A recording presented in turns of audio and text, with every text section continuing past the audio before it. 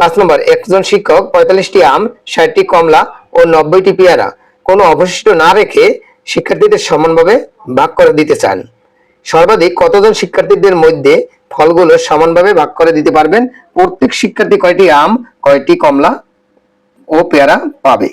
5 নম্বর সমাধান। 45, 60 আর আছে 90, এর গসাগুই হবে নির্ণয় শিক্ষার্থী সংখ্যা। 45 এর গুণনীয়কগুলো হচ্ছে 1, তারপর হচ্ছে 3, 5, 9, 15, 45। 60 এর গুণনীয়কগুলো হচ্ছে 1, 2, 3, 4, 5, 6, 10, 12, 15, 20, 30 আর 60।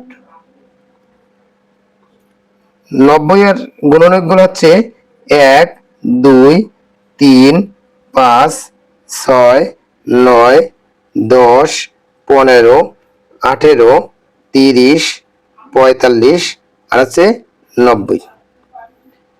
এর সাধারণ গুণনীয়কগুলো হচ্ছে 3, 5, 15। গসাগু তাহলে বৃহত্তম, এই 15 হচ্ছে সব থেকে বড়, তাহলে গসাগু হচ্ছে 15, আর এই শিক্ষার্থীর সংখ্যাই হচ্ছে 15 জন। সুতরাং শিক্ষার্থী সংখ্যা সমান 15 জন। এখানে বলছে কয়টি আম, কয়টি কমলা ও পেয়ারা পাবে।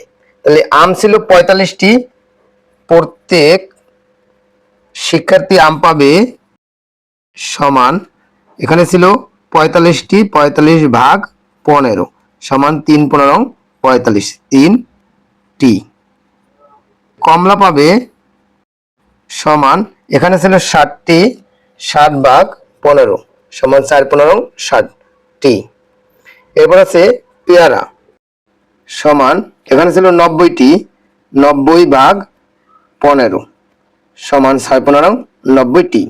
উত্তর 15 জন শিক্ষার্থী 3টি করে আম, 4টি করে কমলা এবং 6টি করে পেয়ারা পাবে।